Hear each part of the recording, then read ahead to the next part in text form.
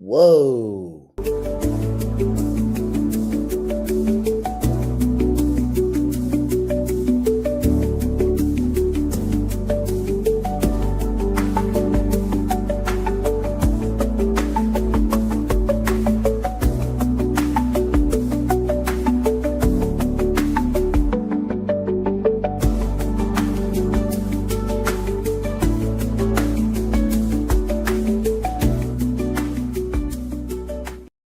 Are you ready to take your investment game to the next level? Introducing Digital Investor, your ultimate guide to mastering the digital marketplace.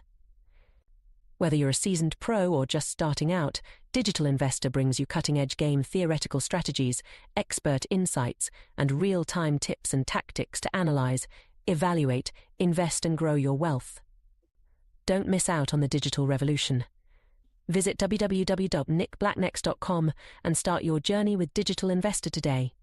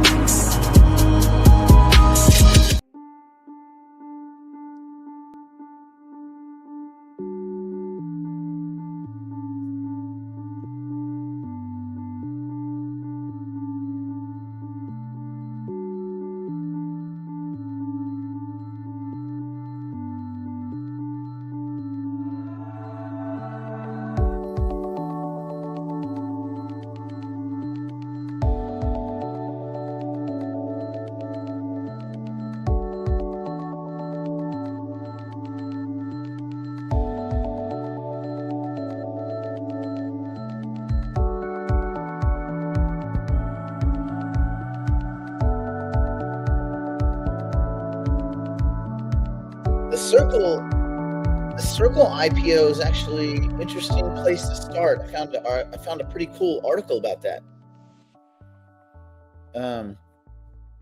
Let's see what's going on. Hello. Yeah. They got a little bit more demand for that Circle IPO than they were originally thinking. So they bumped the price up. They bumped both the price up and the amount that they're selling. So actually, we'll go there first. Circle boosts their IPO amid stronger investor interest, eyes a $7.2 billion valuation. Whoa. So Circle is looking at $896 million from an updated IPO as institutional giants like BlackRock join the fray. So BlackRock apparently is going to buy up to 10% of the shares of this thing. They're gonna, I mean, BlackRock owns everything, God. But yeah, so that's gonna be pretty cool. For some detail, the company behind the USDC stablecoin has revised its IPO filing to reflect stronger than expected investor demand, which again is weird because I don't know what the upside is for those shares. If you're just going dollar for dollar, I don't know. It doesn't make a lot of sense to me why this would be something. It's kind of like, why would you invest in a stable coin? Okay, well, they're earning some yield against their reserves. Okay, but just go buy treasuries. If they're making money, if the stablecoin issuer is making money sitting in the treasury market, wouldn't you just be better served sitting in the treasury market? It's kind of the same thing with these Bitcoin treasury companies. Oh, you can buy into our Bitcoin treasury and you get exposure to Bitcoin. But I can just buy Bitcoin. Like, why do I need Michael Saylor to get Bitcoin? Well, because it's good. Michael, he's so. I don't know. Just to me, it's weird. But equity prices are kind of a derivative of the melt value of a company. They're not a direct ancillary, I guess. It's just an enthusiasm gauge. Anyway, so they revised their filing, Circle did, to, and this was January 2nd, so yesterday they did this filing with the SEC, but they updated the filing showing that they plan to issue 32 million Class A shares, up from 24 million. That's a big bump. It's an extra 8 mil. They also raised the proposed price range between 27 and 28 per share compared to 24 to 26, which is where they were. It's interesting. If the final pricing lands at the top end, Circle could raise up to $896 million, which is roughly 44% more than the original estimate of $624 million. Money, am I right? The adjustment would also push the company's valuation to approximately $7.2 billion on a fully diluted basis, up from the earlier $6 billion target. So that's pretty cool. The offering marks a key milestone for the company as it looks to strengthen its standing in the digital finance landscape. USDC, the only company that actually has dollars behind their stablecoin, Circle's flagship stablecoin, is the second largest dollar peg token globally, with a market cap exceeding $61 billion. The first largest is USDT, and it's not backed by shit. It's funny money. It's mostly bogus. It's probably 30 or 40%, backed by cash equivalents and securities. And that's giving them a lot. That's actually, it's probably nowhere close to that, but that's giving them a lot of credit. Bonjour. Yeah. So, why did Circle up their IPO? One might ask. Circle's decision to expand their IPO comes amid rising institutional interest in stablecoins and growing regulatory clarity. This is going to be the year of stablecoins, I bet. Especially when this Genius Act gets knocked across the finish line. Market analysts, be careful about those guys. They say the stablecoin sector, long considered a niche industry, is entering a new phase of mainstream relevance due to its rising adoption and trust beyond the crypto native crowd. So, well, yeah, and it was funny. You guys know who Paul Krugman is? He won a Nobel Prize in economics. And I've listened to him. He actually did a master class on economics, and I listened to it, and it was rational. And he comes out with this long thing the other day where he is crapping all over stablecoins. He's like, there's no point in stablecoins. I can just use my credit card. I can use my bank account. But banks themselves are using stablecoins because their own systems are cluttered, because it's more efficient. So if the banks choose to use stablecoins, Krugman, then why would we not also benefit?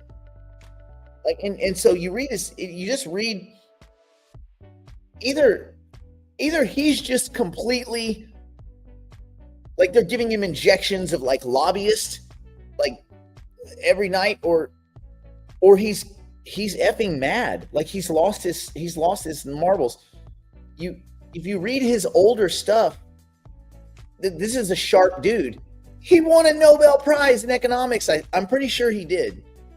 And it wasn't like Bernanke, where Bernanke won a Nobel Prize for lying about what happened during the great financial crisis. It wasn't that.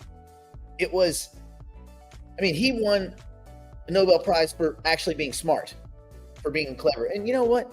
Bernanke used to be pretty genius himself. These guys, what it is when they get older, I guess they get cynical and senile and angry and bitter that they didn't, invest better.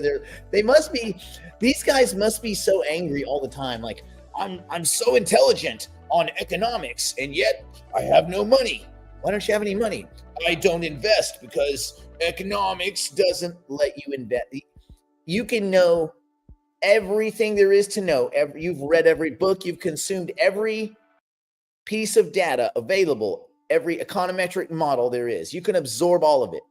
It means dick in investing markets. You don't know shit about investing if you understand economics. It's cool. You need to know, as a good investor, as a competent fiduciary, as a steward of capital, you need to understand economics. But economists are fucking idiots. They are the dumbest group of people you can put in a room. You put 10 economists in a room and show them where the door is, they'll trample each other trying to get out, and none of them will ever reach for the fucking handle of the door. They're so stupid. And it's mind-boggling. It's not. they basically have this resolve that their econometric models, which are based on whimsy and bullshit from 1963 anyway, but they believe this is it. And everything, any counterfactual, any data that said that otherwise, that's just got to be a lie. It just can't be true because I have my econometric models. It's very clear right here what I'm supposed to do. I have my Keynesian models.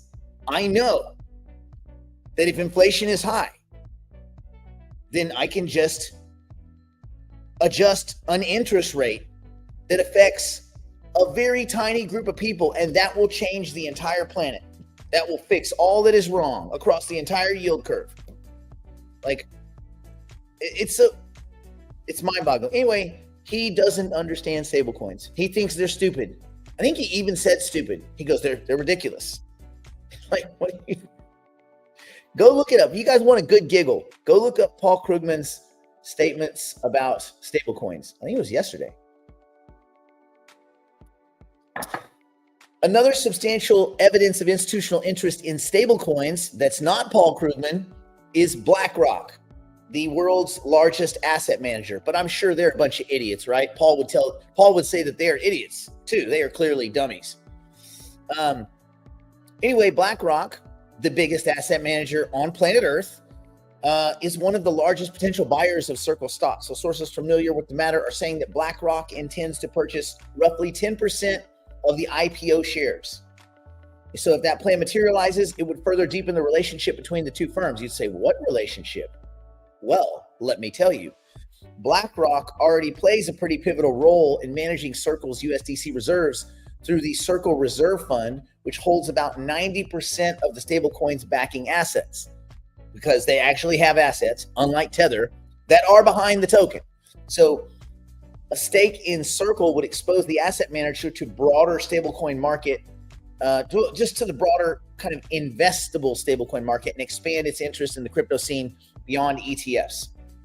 So again, you look at Tether, not allowed in the United States.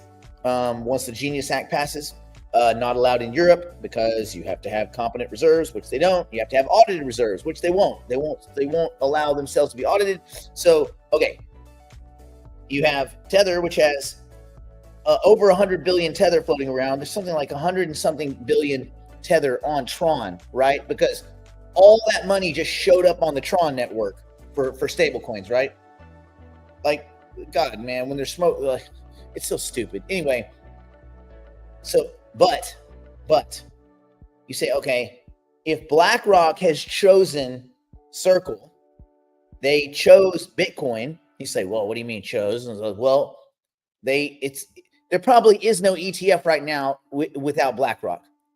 So BlackRock chose Bitcoin, and Bitcoin went from the 40,000 range, and now they're about 105, 110,000 range. Oh, interesting. Yeah, in about a year. And then they chose Ethereum, and Ethereum is starting to march, and some other things are coming for both Bitcoin and Ethereum on the ETF side that could be quite interesting. And if either one of them passes, I think on the Bitcoin side, it would be a little bit of a rally. On the Ethereum side, what would happen would be pretty dramatic. So let's see. Let's move on over to that.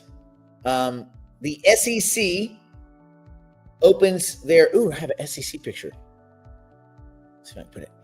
Yeah, SEC picture. Yeah. Look at us with the SEC picture.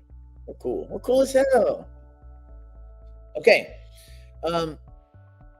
What's going on with the SEC? Well, the Securities and Exchange Commission is facing criticism and confusion over its evolving approach to cryptocurrency regulation. However, the confusion that they're feeling, it's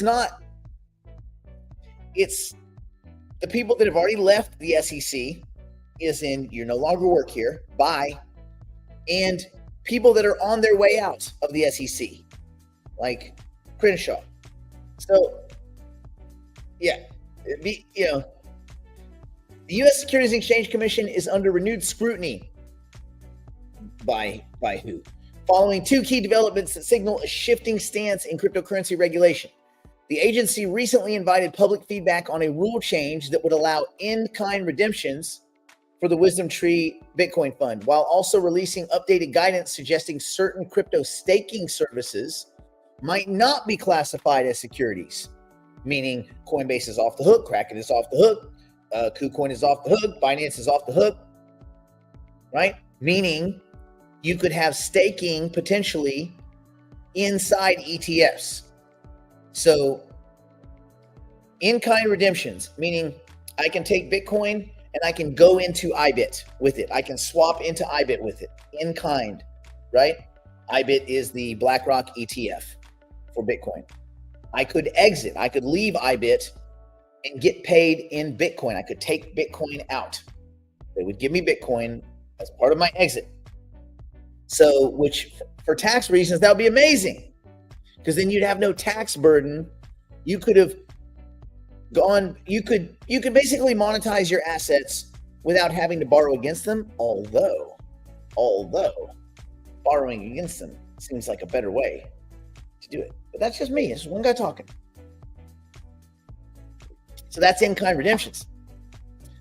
The idea behind staking is, if staking no longer creates a scenario where the token, the underlying asset, is a security, then you could have staking inside ETFs. Wouldn't that be interesting? And actually, you could probably have staking inside ETFs anyway, but we're well past the point where Ethereum would be ruled a security. So anyway, these moves have drawn sharp criticism from a small handful of people that mostly no one listens to, former SEC officials and a current commissioner, raising questions about legal consistency and the commission's evolving role in the digital asset oversight. You guys remember that guy Stark? Not Tony Stark, not the cool one.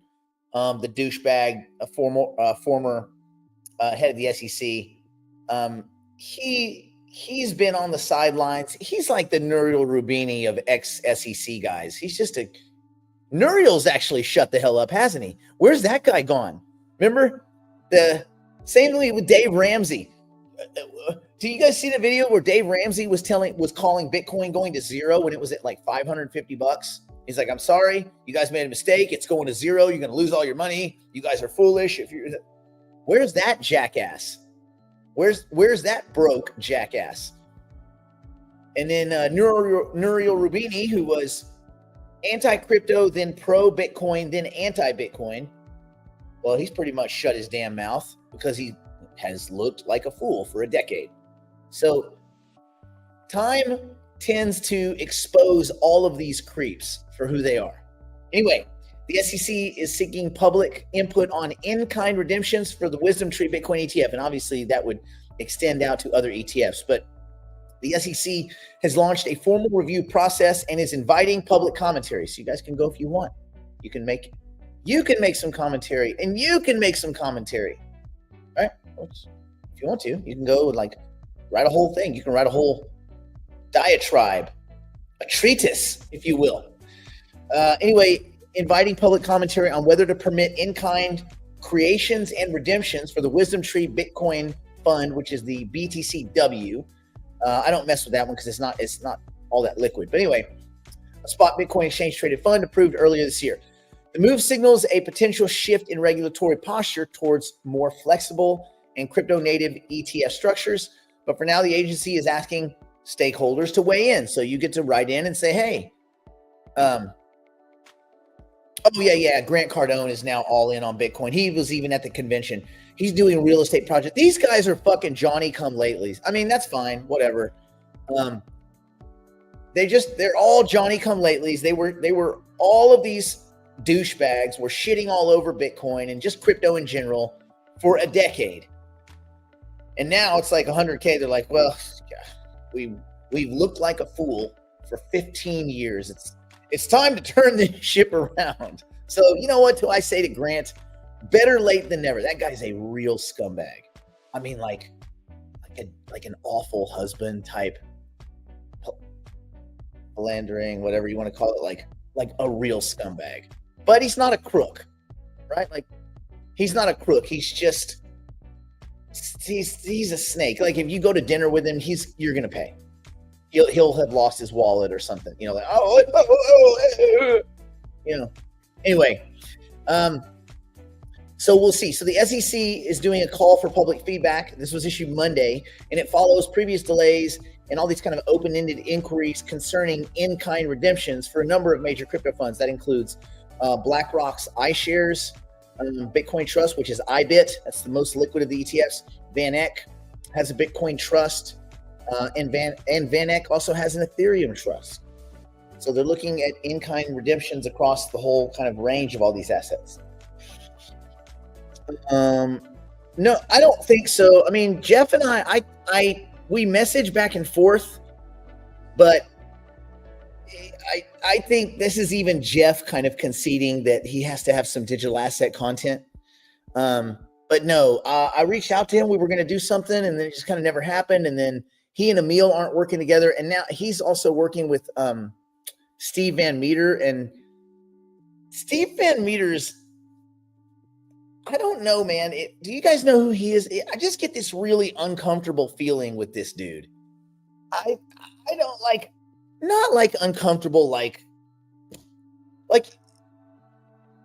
he's kind of inept and maybe a little pervy. I get a pervy vibe. Like if that guy showed up on To Catch a Predator, I would not be surprised. I'd be like, oh, that's Steve Van Meter.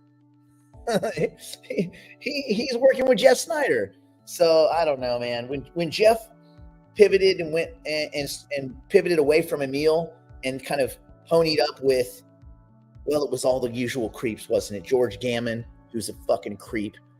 Lynn Alden, who's cool, but she's the most brilliant, clueless person you'll ever meet. Like the person who understands the most about things and doesn't see the big picture. She understands the gears and has no clue how the watch works. She's just looking at the wrong information, and she draws the wrong conclusions. So George Gammon, Rebel Capital. George Gammon's a douchebag. Van Meter's kind of creepy. And Jeff kind of aligned himself with all of them. And at that point, we kind of stopped. Maybe we kind of stopped doing stuff together. So, and I've tried to get Emil a couple times, and he's like, I'm not doing any kind of stuff anymore. I think he might be a little bit, frustrated over the breakup. Perhaps we'll never know. Yeah, Steve's a little creepy. Anyway, just don't let him around your kids. I think you'll be fine. Don't take Steve Van Meter's advice about finance, because this is another thing. None of these people can invest. Like, they're not good at investing. Jeff is a great guy, and he understands markets. He is a terrible investor. Terrible. I mean, terrible. Steve Van Meter is awful. I mean, I don't even know that he understands markets. I think he understands macro, but he's just a terrible investor. And so this kind of goes back to the economist thing, right? You can be an incredible analyst and an incredible economist and not know shit about investing and never turn $1 into $2. They're going to work for the rest of their life. They're going to sell newsletters and shit. They're going to do commentary forever, but they'll never have a pot to piss in. None of them. At least Lynn Alden, she buys Bitcoin. She or he. I'm not sure if Lynn is a guy or not. And that's neither here nor there. Good for him, they, she, thee, whatever the fucking pronouns are. But at least them Alden, at least they buy Bitcoin and probably some Ethereum. Because I've heard her wax about Ethereum. So she's at least kind of, but George Gammon has always shit on crypto, like to the point of like laughing at it. Like, who's laughing now, motherfucker? Like, you were laughing at Bitcoin when it was 18,000. So did you take your money and go 5x it somewhere else, George? Fuck no, because you don't invest money. All you do is tell other people how to look at you don't even tell other people how to problem. These dudes don't have any money. That's not a problem. It's different. If I'm going to get my advice from someone, I'm going to get my advice from someone that's investing, that's putting money in the market. Because if they're not, what on earth do they have to teach me? Nothing. They don't have any skin in the game. It's like all these TA guys on Twitter. Oh, the chart says this. Bitch, you don't even trade off your own information. None of it. At least that jackass James Wynn, who burnt over $100 million last week, well, at least he was investing. Now, does he know anything? No. Does he have any clue what he's looking at? No. Can he read charts? He can't even read his own watch, I bet you. But at least he was in the game. So we got to give him some props for that. Of course, he's an idiot, so he lost all his money. He lost many generations worth of wealth. I don't know.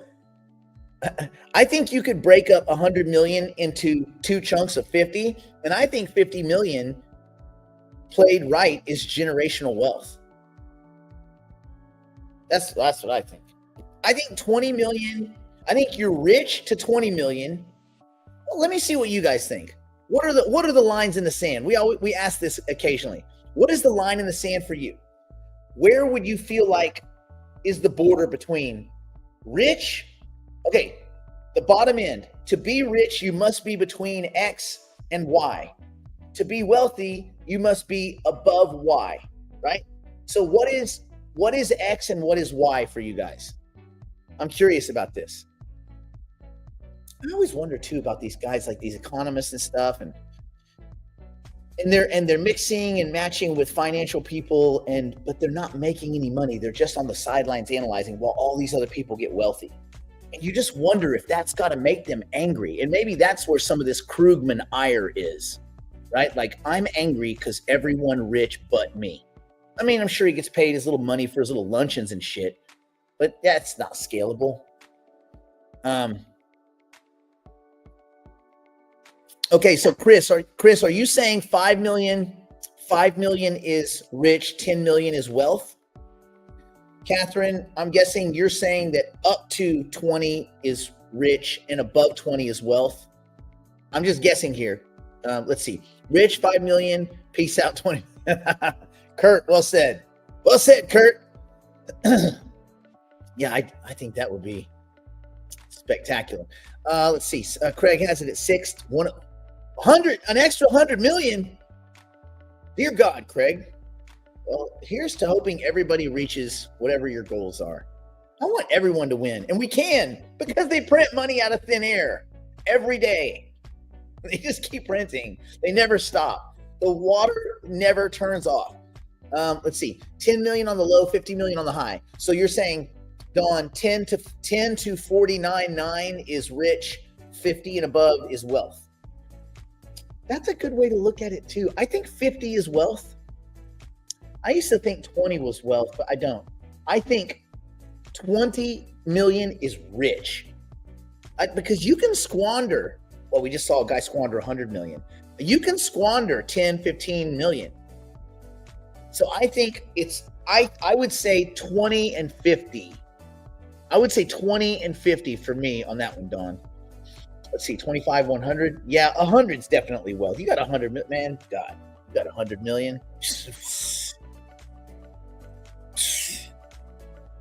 10 and 50, north of 10, 25 to 75, 2 to 5. See, I don't know, Mike. I don't think 2 to 5 gets you there. Maybe if you live in sub-Saharan Africa or in parts of Mexico near the Yucatan Peninsula or in, non-extradition areas in the Bahamian region, but I don't think 2 to 5 million is enough. I guess in some rural or provincial areas, not near major cities and not near major water supplies, maybe 50 million rich, 1 billion. Damn it, William, you have a high bar.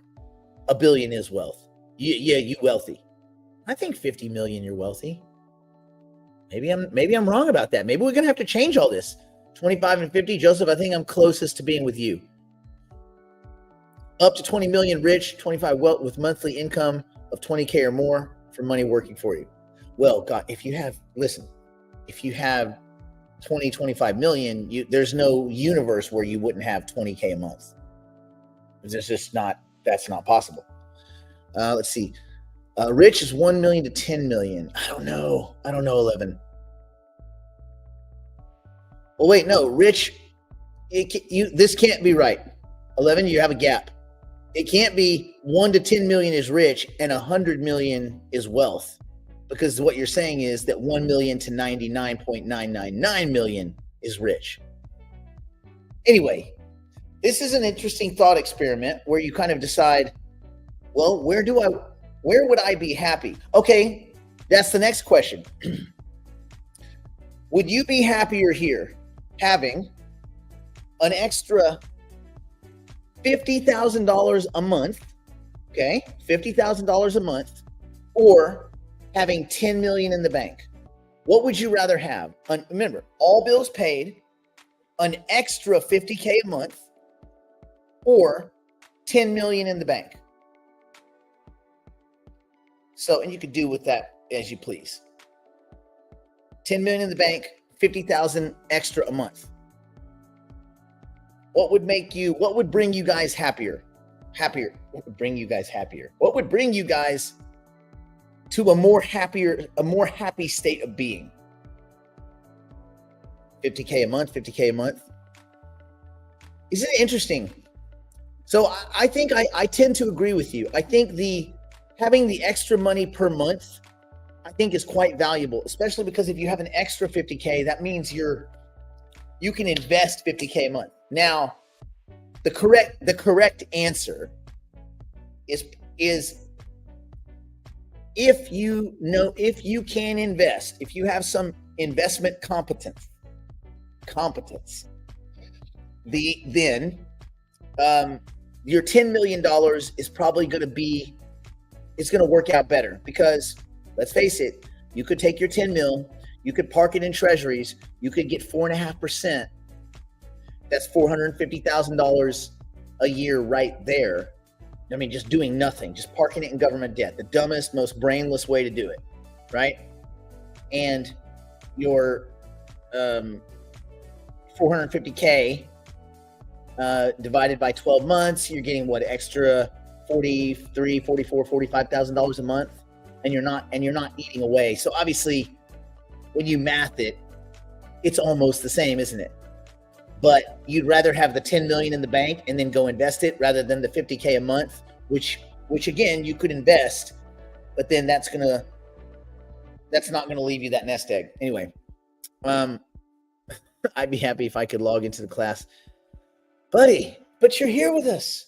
It's here. We're here now. It's me and you, buddy. It's me and you, guy. Me and you, guy. Grooming. What kind of grooming? That the Shia LaBeouf grooming? Didn't he like try to get some girl when she was like 11 and then like until she was 18, like Shia's the king. You know Shia's the king, right? Shia's the king. And then she's 18. She's like, Shia's the king. Let's move in together. And then he got in some bar fights. I don't know. That guy's got some stuff going on. He like hit someone with a chair. Like, don't hit someone with a chair, buddy. Give him a headbutt. Elbow him, something. Don't use a chair. That's cheap. Could you please go over the options only membership? Because there are people that are not interested in specifically being in digital investor. There are people that are mainstream, normal equity people. They don't give a crap about crypto at all. They just want to make money in options. So that's for those people. They can just do the options, but we want to entice them to learn about the crypto space. So you'll see that it makes more sense. It is more discounted to do both the options and digital investor all in one bundle rather than just the options. But if you just want to do the options, by all means, you can just do the options. All right. So that's that. And the embedded link didn't work. Get with Brandon, but I'm sure, well, who knows? I don't know. I haven't clicked any links. I haven't seen the email. I didn't click it myself. I didn't click the email myself.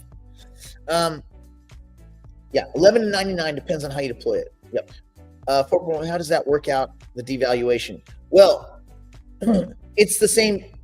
For the sake of that question, it's the same difference. If you make 50K a month extra, how does that work out with the devaluation of the USD?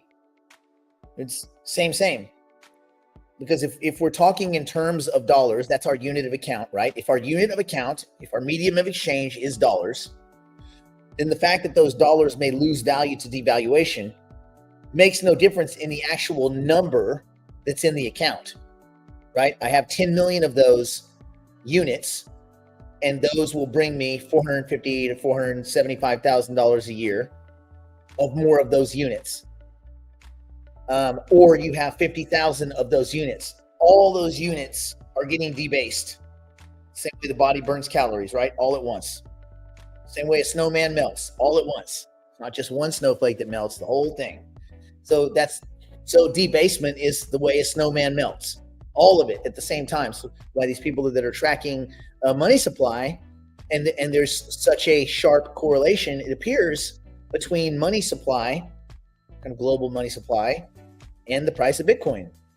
It makes sense that would be the main metric that people might be pegging off of. If you print more currency units, you devalue all the currency units, things priced in currency units have to go up in terms of currency units, right? So the egg example, you have 12 eggs, you have $12. Every egg is $1, $1 an egg.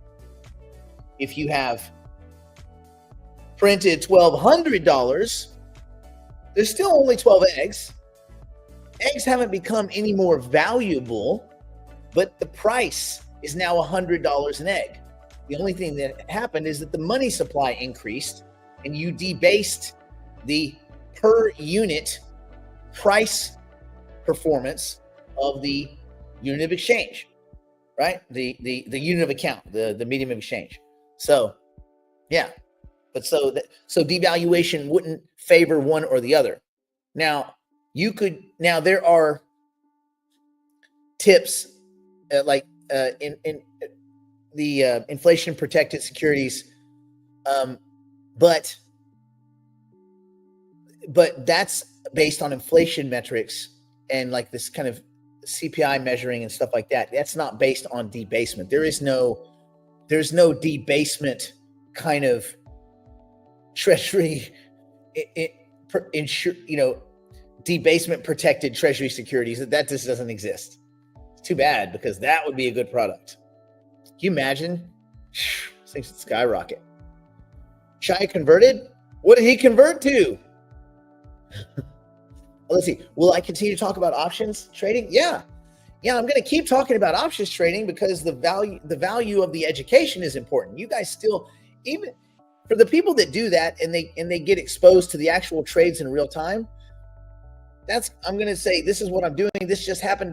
But you guys still need to learn the theory behind what you're doing. I was explaining to a friend last night, like it's relatively easy to make these trades. You got to go slow because you can do it wrong, especially on your way out. A lot of people forget that you're selling first, buying second, rather than buying first and selling second.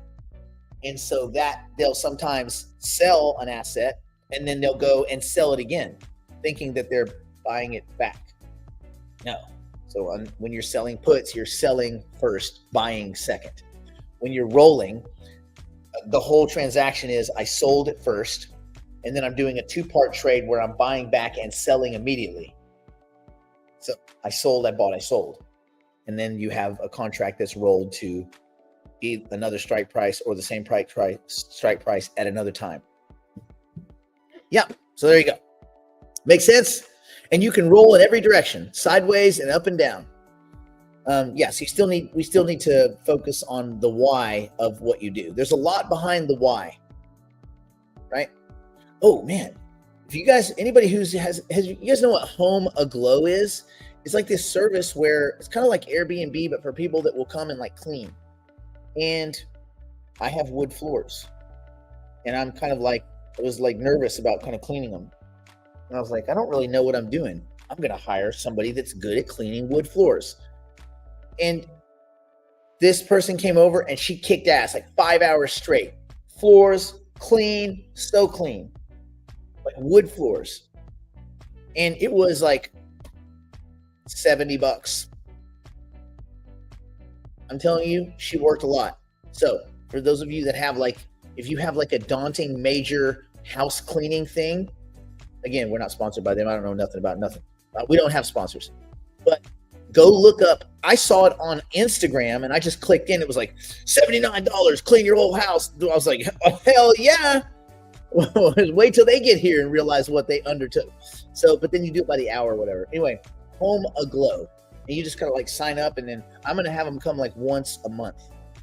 And it'll be the same person, because you can pick the same person. So they kind of, you know them, and they've all been background checked and everything. It's pretty dope.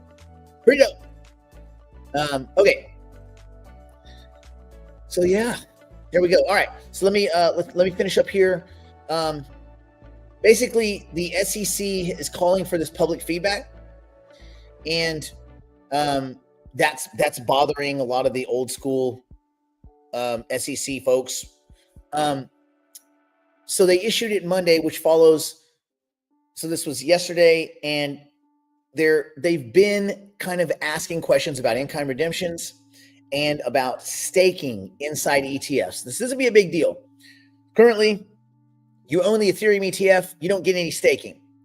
I mean, depending on how you've done it. If you take your Ethereum and you wrap it into wrapped, staked Ethereum, and then you post it as collateral, and then you borrow against that collateral, and you take that money and you buy Ethereum ETFs, you effectively have staking. You have staking. But why not have your cake and eat it too? Twice. Have your cake and eat it twice. Like the Romans, like throw it up and eat it again. Can you imagine? You eat cake, you throw it up, and it's a perfect cake again, and you can just eat it again, minus all the stomach butter. Ooh, that's what I'm talking about. Birthday cake twice. Anyway, so there's some of the people observing this were frustrated because they're like, they're walking back all the work that we've done for years. And anyway, but institution of proceedings, this is what they said, the SEC wrote in the notice, is appropriate at this time in view of the legal and policy issues raised by the proposed rule change. Institution of proceedings does not indicate that the commission has reached any conclusions with respect to any of the issues involved. But what I would say is this is a pro-crypto SEC. This is not Gary Gensler's time. This is not Stark's time.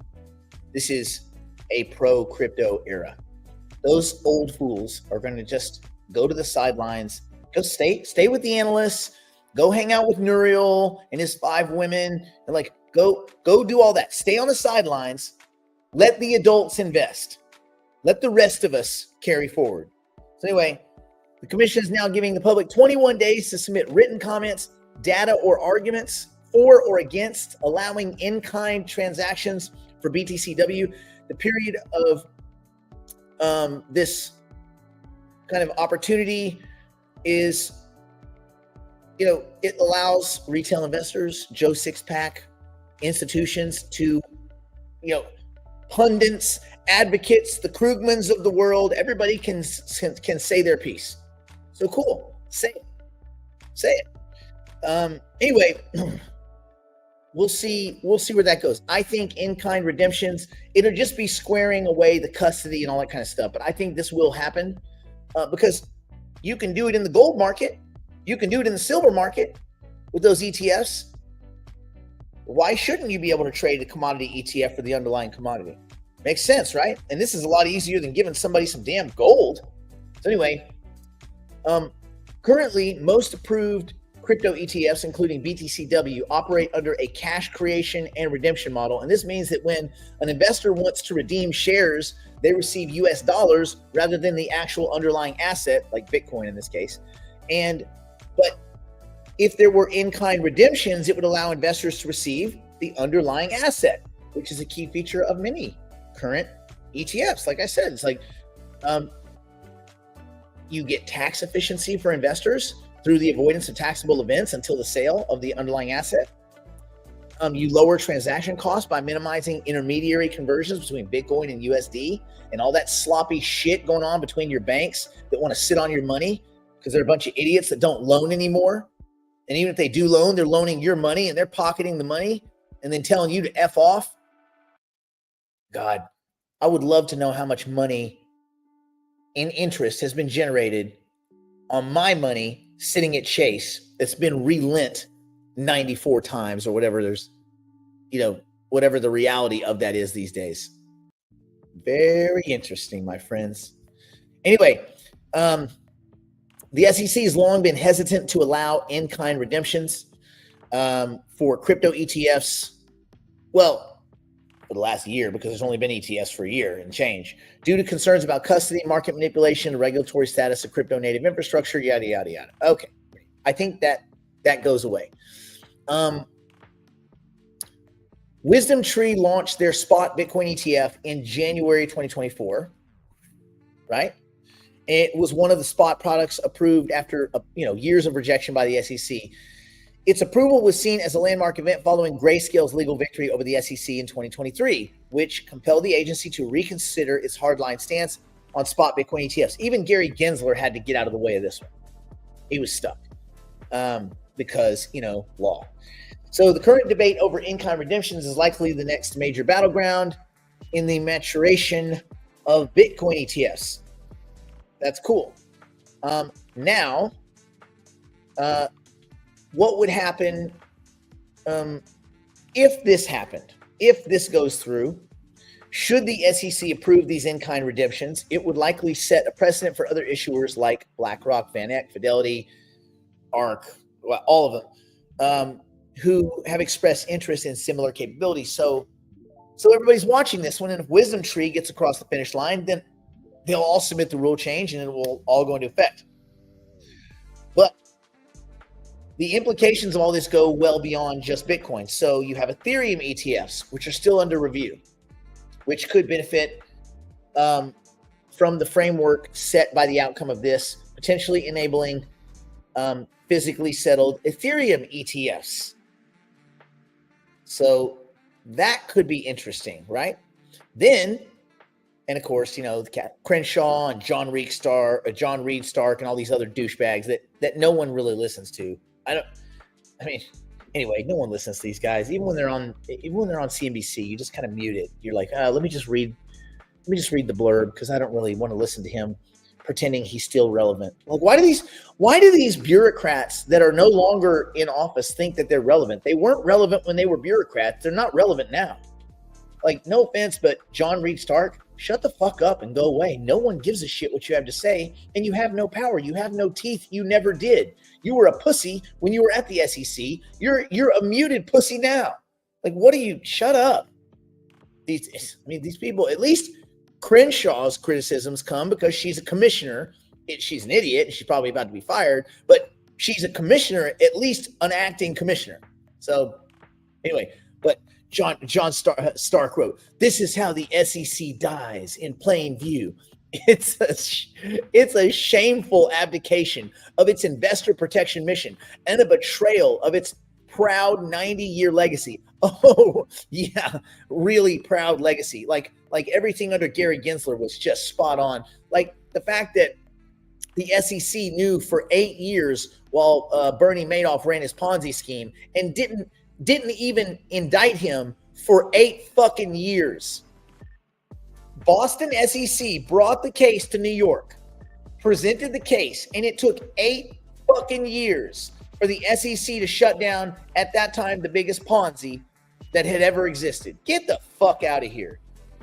So any of these the proud 90 truth. There's no proud nothing. No one, there's not one person on earth, I don't care, even if you work at the SEC. No one at the SEC, no one outside the SEC says, what a proud organization we have here. This Securities and Exchange Commission. Oh, nearly 100 years of debt. Bullshit. No one has ever thought that. It's beyond ridiculous.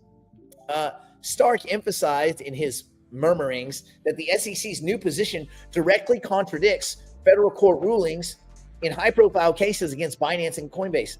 No, dude. Because the rulings were based on the SEC guidance, and the guidance was illegal. This is what these guys miss. They say a bunch of shit. A bunch of people come in and clear up a bunch of shit and say, oh, you couldn't say that. The judges don't make law. They interpret. Guess who else doesn't make the law, John? The SEC doesn't make law. Congress makes law. Stupid fuck. These guys, they get their heads get so fucking big. Anyway, maybe they should spend less time looking at the proud 90-year tradition of the SEC and go read some fucking case law. and learn how the legal system works. Anyway, while the Coinbase case had been allowed to proceed in March 2024, it was later dismissed in February of 2025, a shift that saw the foreshadowing as the SEC's new kind of guidance took shape, basically unwinding all of the bullshit that happened under Gary Gensler. And so the SEC's lawsuit against Binance staking program was dismissed with prejudice, meaning they can no longer, remember, with prejudice means they can't come back and retry it. They can't relitigate this. They're out. They're free. They're done. Good. So it's a pretty symbolic defeat for these regulators of the past, of part of that great tradition. And also, John, why don't you not apply 1934 fucking rules to 2025? It's like, is there any set of rules or regulations from 1934 that apply now to us, the way we live our lives now? I mean, anything other than thou shalt not kill? That's about it. Even the one about coveting thy neighbor's wife, I'm not sure that makes it these days. There's a lot of coveting going on. You walk around the neighborhood, there's some coveting going on, a lot of coveting. Anyway, that was 10 Commandments, but you know what I'm saying. Anyway, the regulatory turmoil is not limited to just external voices like John, but also Commissioner Caroline Crenshaw, a single sitting member, issued a sharply worded dissent. I'm going to issue a sharply worded email to the May 29th guidance, arguing that the new interpretation does not align with legal precedent. She doesn't like the idea that they don't make law either. The staff's analysis may reflect what some wish to be the law, Crenshaw said, but it does not square with the court's decision on staking and the long-standing Howey precedent, which is based on an orange farmer in the 1930s, man. Anyway, Crenshaw warned that the SEC's recent actions are part of a broader trend of policy inconsistency. Yeah, because the SEC was a fucking joke, and it's being fixed from the inside. What do these people expect? I mean, do you think she's on the phone every night with Gensler? But Gary, you wouldn't believe how they repainted the office. You wouldn't believe the color. Like, shut up, bitch. God, all of them. Anyway, her statement echoes concern that the agency is attempting to rewrite policy through enforcement discretion. Yeah, well, before they were using enforcement to write the law, to create law, right? They were just using enforcement. Period. There was nothing else. There was no discussion. You went in to talk to the SEC, they'd say, our door is open. You go in, they're like, you're indicted. They're like, motherfucker, I willingly came in here. They're like, well, you just willingly been indicted. Yeah, damn, they got me. Anyway, she believes this could lead to a regulatory vacuum where market participants are left to guess what rules apply. Yeah, until Congress, which is the way it works in the United States, creates a rule structure. That's how it works. Anyway, over the past 6 months, the SEC has dropped what many in the industry see as a bunch of frivolous cases, but they have turned to a kind of a deregulatory posture, right? And the agency has hosted multiple closed-door roundtables with industry stakeholders aimed at creating a more collaborative rulemaking environment, unless you're somebody from Ripple, in which case they just don't have time to have meetings with you. Brad's like, hey, let's have a meeting. They're like, nah, man, you're a fucking creep. You're a thief. You got caught. You weaseled your way out of it, but we don't really, there's nothing for you here. We don't care what you, no, my friend, no, I'm sorry. I'm so sorry. So critics like Stark and Crenshaw describe this shift as a crypto deregulatory blitzkrieg, a rapid pivot that not only contradicts Gary Gensler's SEC, but prior agency enforcement actions, but also risks undermining the SEC's credibility. Does anybody here think the SEC, just a simple yes or no, is a credible organization? Does anybody here think the SEC is a credible organization? Anyone? Anyone at all? Just anyone?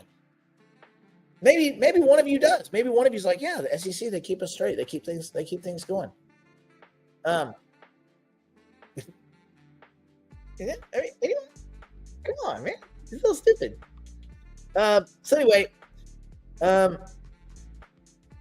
yeah. So great. They're making some changes. Where I was interested is the idea that some of these adjustments might affect staking, especially in the Ethereum ETF. So I think that's a pretty big deal. Right now, yes, companies are kind of in a regulatory limbo-ish. They're kind of unsure whether future products involving staking, like staking as a service or validator pooling or liquid staking tokens, will they require registration? Will they not? Will you be able to own an Ethereum ETF and get staking rewards? Will you not? Like, how would that work? And what would require registration? What would trigger enforcement? What would which way? These guys don't know whether to shit or wind their watch. You know what they do know? That at least at this point, this administration and this SEC, so Sands, Gary, and John, and all these other dirtbags, this SEC wants America to kind of grow, and they don't want to punish businesses for coming in on an open door policy only to get regulation through enforcement. I'm pretty sure that's not what Congress meant. So anyway, yeah, there we go. So we have this shifting regulatory landscape.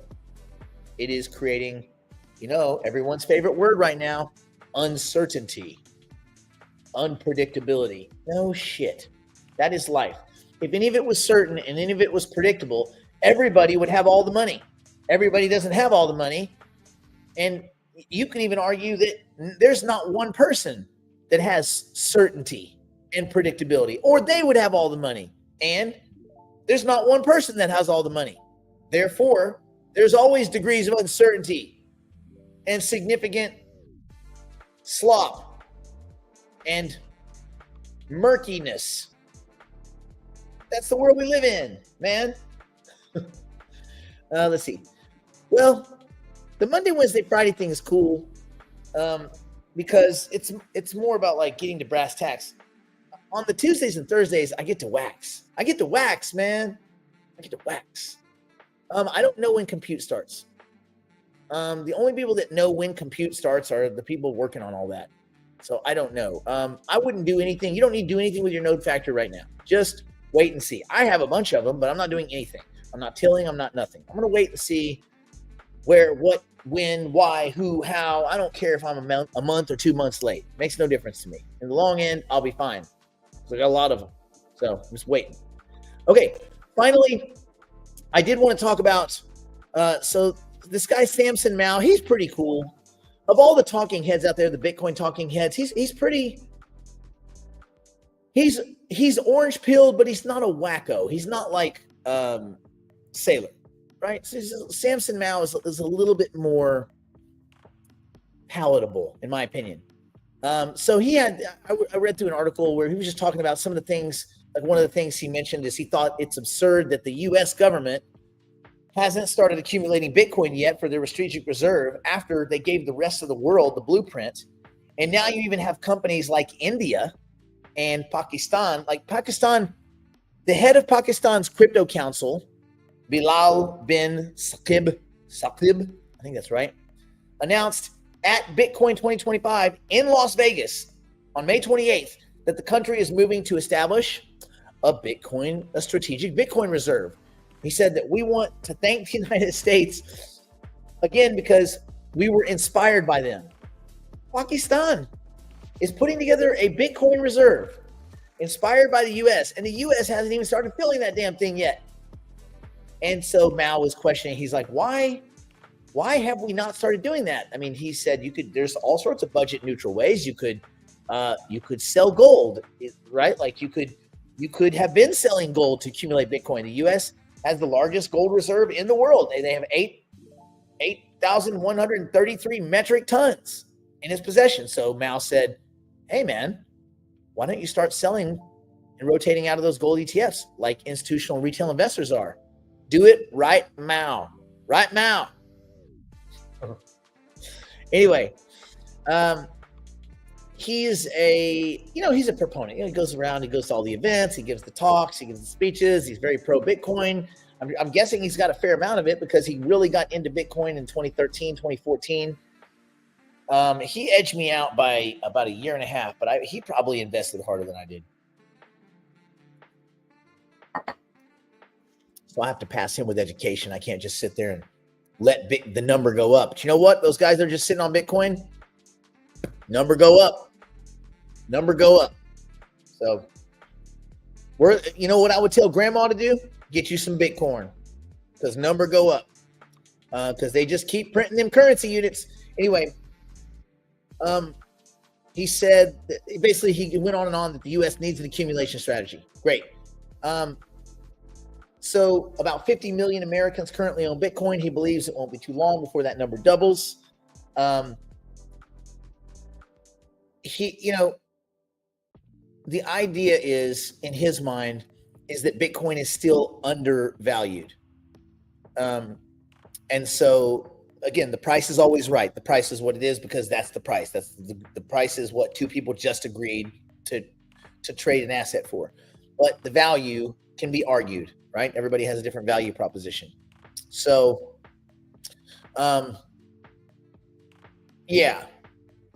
this is kind of where we're at. What he said was, you have this FIAMO.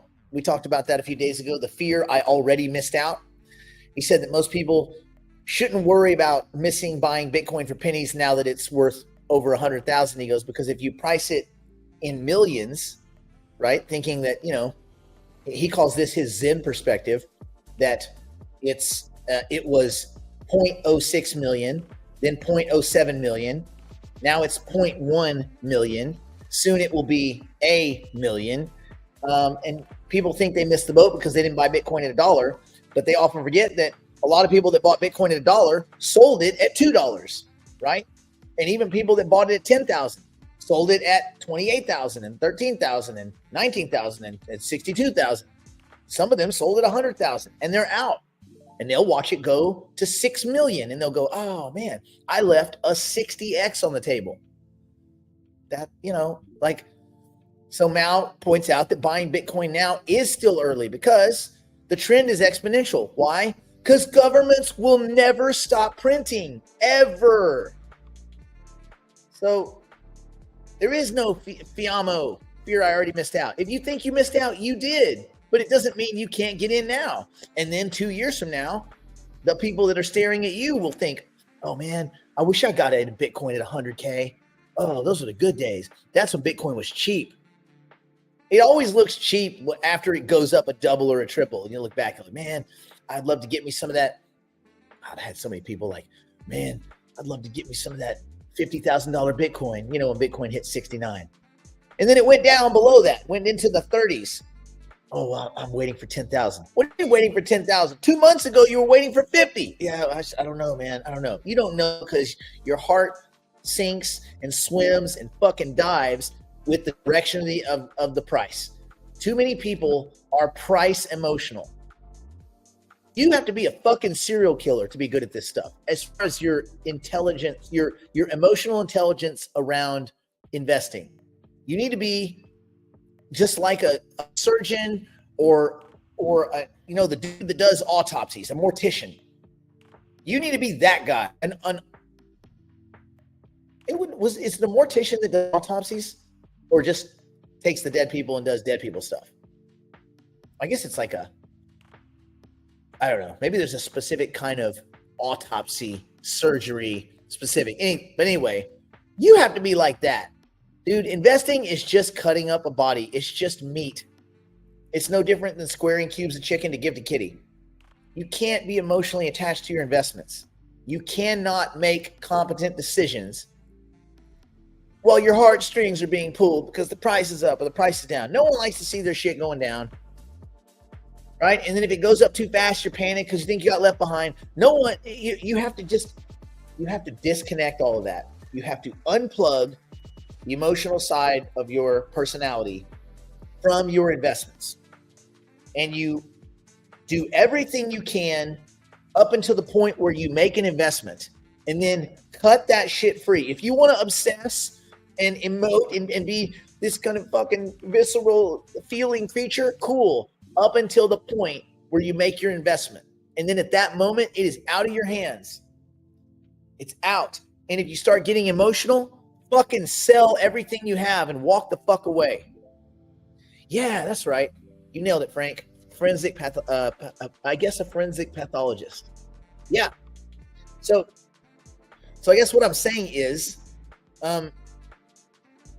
do a little self-check today. And if you're looking at your portfolio, and it doesn't have to be crypto, just in general, if you find moments of emotion in that analysis, you are overinvested, bro. Invest down to the point where you are no longer emotionally charged. You should not have a rise. You just shouldn't, right? You do all of that stuff, all your angst and anxiety and all that is before you make the investment. But once you make it, cut it loose, baby. You don't have any control over any of these things. None. So don't try to imagine that you should have control over it. And when it makes you mad, get out. It's okay. It's also okay to get out. It's okay to get to the sideline. It's okay to sell. People are like, oh, diamond hands. Why? Sell some shit. Go buy a car. I mean, I don't recommend that, but I'm saying, do you. But don't be depressed. Because if you're depressed over your investments, you have a rough life. Because this is a good path. This is a good path to a lot of currency units. But if you're emotional about it, it is a path to needing a lot of antacids. What, Prilosec OTC or whatever? You don't want that shit. All right. Okay, so let's call it a day. There was one more question I thought.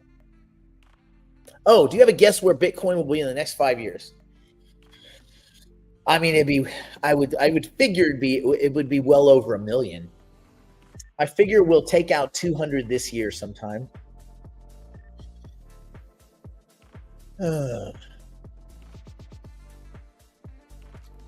Yeah, I'm gonna say in 5 years. 5 years is a long time, buddy.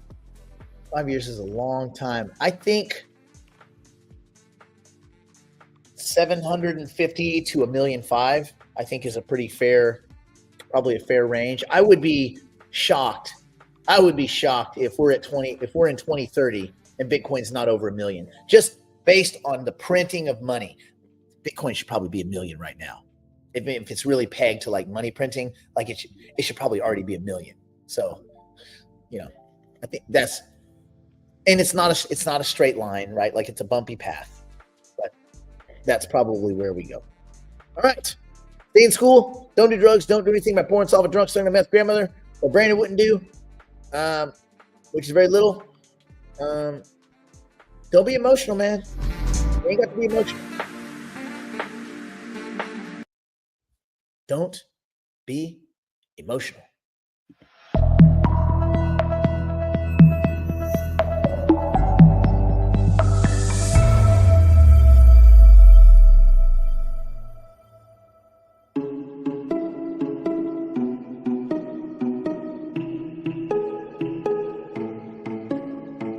Killing time, no place to go. Everybody's feeling low. All alone in the street like low. You fall into your head. It's all that you want. It's all that you need. Take some time to make believe. It's all that you want. It's all that you need. Just some time to make believe. It's all that you want.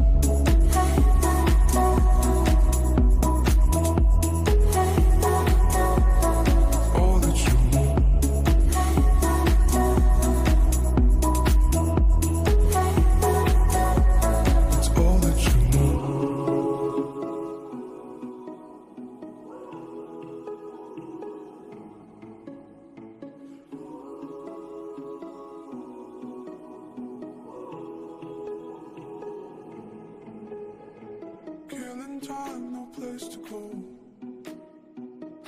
Everybody's feeling